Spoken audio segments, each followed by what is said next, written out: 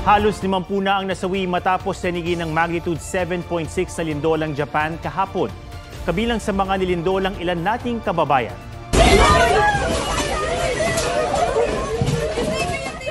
Nabulabog ng malakas na pagyanig ang New Year celebration ng OFW na si Ryan Aljon Cubos at ang kanyang mga katrabaho sa Fushiki sa Toyama, Japan kahapon. Kwento ni Ryan, nag-iyakan ng ilang kasamahan niya sa takot. Nang humupa ang lindol, dali-dali silang lumikas dahil malapit sila sa dagat at may inilabas na tsunami warning. Ayon sa Department of Foreign Affairs, walang naiulat na nasaktang Pilipino.